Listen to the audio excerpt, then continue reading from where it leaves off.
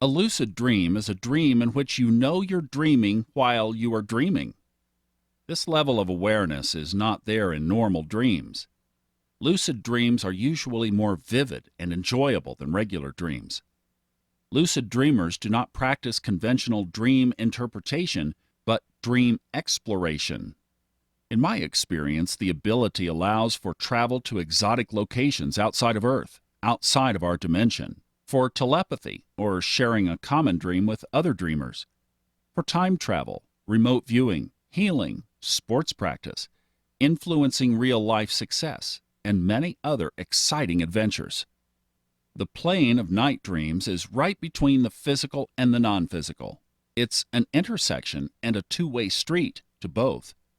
Dreams teach us a lot about how we create our reality because they show us how consciousness projects worlds that the mind experiences as real. When you're dreaming, you're mostly convinced that something is taking place out there. But when you wake up, you realize it was a dream. You realize it all took place within. Physical reality is no different than this self-created dream, except in density and in inertia. This means that things manifest more quickly, and realities shift more fluidly within dreamscape, but that there is otherwise no difference between dream and reality. It is our labeling of the physical reality as real and solid and meaningful, and our labeling of the dreamscape as unreal and vague and insignificant that makes most of the difference. Lucid dreaming means to become aware that you're dreaming while you are dreaming. It is in this awareness that you suddenly realize you can change, stop, create, or explore the dreamscape according to your own intention. In dreams, you access various life streams, dimensions, planets, parallel universes. Extremely advanced practitioners could actually permit themselves to enter parallel universes with the result that their body disappears from this world. They will then be registered as a missing person. But I don't recommend this practice. I only mention it to hint at the magic that lies ahead. Dreamscape is made up of realities that are not manifest, half manifest, and manifest, physically speaking. But even if a reality is non-manifest physically, that doesn't mean that it has less intensity or reality to it. Seen from the soul's perspective, non-physical reality is more real than the physical. Learning lucid dreaming is not a requirement for spiritual growth, but it is an interesting field of study and a fun experience that can enhance your life. In fact, personally, I am just content with lucid dreaming itself, without having to understand, interpret, or analyze it. When someone says to me that he would like to make sense of his dreams, I recommend to him to enjoy the dreams instead. After all, you would not try to make sense of your experience while you're having sex or watching a good movie, would you? You'd simply enjoy it. Trying to make sense of everything can be an impediment to enjoyment. Learning it is simple. Become more interested in and thereby more aware of your dreaming. That's how you eventually become more aware within your dreaming. In the morning, right after waking, pay attention to what you dreamed and let the whole movie repeat in your head a few times. This is the key. Otherwise, you forget it, and it's as if nothing ever happened. If you're more disciplined, you can also do this in writing. Write down everything you remember from your dream. Going through it a few times allows you to transfer it to waking memory. That's a very simple method of becoming more and more and more aware of your dream world. The only reason you would not do this is because you are not really interested in lucid dreaming or think that dreams are not important. But they are. And as you become more aware of your dreams, you will also naturally become more aware that you're dreaming while you're dreaming. If you've been using visualization techniques to attract a goal into your life, and the achievement of this goal appears in your night dream, that's a sign that in your current state of being, the goal is half manifest. A reality can be 99% manifest before you see any of it in physical life. This is because physical reality only makes up 1% of your entire field of experience. The human error, or more precisely, game, is to pretend the physical life is the only meaningful one. Getting in touch with the other realm means to take the world of thought, mind, emotion, and dream more seriously. All of your problems come from the idea that the inner realm of thought and emotion is unimportant. Instead of seeing that the physical is a small part of reality, you think the non-physical is a small part of reality. And unfortunately, both old and modern schooling confirm this reversed view of things. Physical reality is only the tiniest outpost of all that is. Becoming aware of more is the same as becoming more. Taking life and physical reality too importantly leads to powerlessness. Lucid dreaming also entails experiencing scenarios without having to experience them in waking life. Before something unpleasant manifests in real life, you can confront it and turn it around in your dream. Of course, you don't need the dream to do this. It's just another option you would have to make your life better. Or you can live a secret desire that you don't quite allow to manifest in the physical. The reason you can experience the most fantastic and exhilarating things on Dreamscape is because the mind, which acts as a reality filter and censor, is asleep.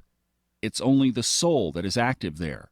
The mind can't censor, and the soul can do whatever it wants, or whatever has been suppressed by the waking life mind. It would, however, be possible to allow many of these things to happen in physical reality if you release the censor just a little bit. The way reality behaves on Dreamscape is the same way reality behaves in physical waking life, with the difference of physical being slower, more inert, and of heavier vibration. In this way, lucid dreaming is a practice or testing field for the creation of reality. If we were to identify levels of dream awareness on a scale, it might look something like this. 1. Totally unaware. After waking up, you don't even remember that you dreamed. 2. Unaware. It's only after waking up that you notice you've dreamed. The signs that I'm dreaming only become obvious after it's already over rather than during the dream. During the dream, you don't question anything happening, but just allow it to roll over you. If it's a nightmare, you feel quite helpless. But on this level, you can at least recap the dream. The morning recap helps you rise to higher levels of dream awareness. Level 3, semi-aware. While dreaming, you do sense or realize that something is strange, but you don't question it. There might be tiny flickers of awareness on what meanings some aspects of the dreams have, but you don't quite get around to acknowledging the dream as a dream. On this level, you at least remember your dreams when you wake up. Level 4, semi-lucid. In this pre-lucid state, you notice that something is going on during the dream. Certain hints and indicators make you think you might be dreaming. You try to question it but never get quite lucid. It's as if one part of you, in the background, knows it's a dream, but another part of you does not quite summon the energy to intervene or care. Sometimes the question, "Is this a dream?" arises, but it's quickly forgotten in the midst of the dreamscape stimuli. Sometimes we don't reach this level from the lower ones, but descend to it from the higher ones. We were lucid before, but then descend into semi-lucidity. One example of this is knowing that you're dreaming, but then having a false awakening. Now you believe you're awake, but you're still dreaming. This is one of the typical protection systems installed to prevent too much awareness. Level 5, lucid. Because of certain indicators or a heightened level of awareness or other triggers and circumstances, you become aware that you are dreaming, or you drift into the dream already aware of what it is. You recognize the dream as a dream. Ah, interesting, I'm dreaming. On this level, the realization and its accompanying feeling of lightness or curiosity is enjoyed like a movie rather than your dream self getting actively involved. Level 6, very lucid. This is a state of pleasant clarity in which you understand what is happening even more obviously. Furthermore, you can become aware that you can influence the dream. Possibilities for action and behavior, your own role and mission within the dream become more apparent. This is the lucid dreamer who can actually fully enjoy the dream. Level 7 is luminously lucid. This is a crystal clear lucidity and well-being which sometimes tips over into euphoria and various states of bliss. Here you take active control of the dream, or, alternatively, just let it play out and enjoy it. This is the realm in which you can use the dream to explore various dimensions of existence, act creatively, or apply therapeutic measures to your waking life self. Level 8. Illuminatingly lucid. Awareness of different meanings and layers of what you're currently experiencing.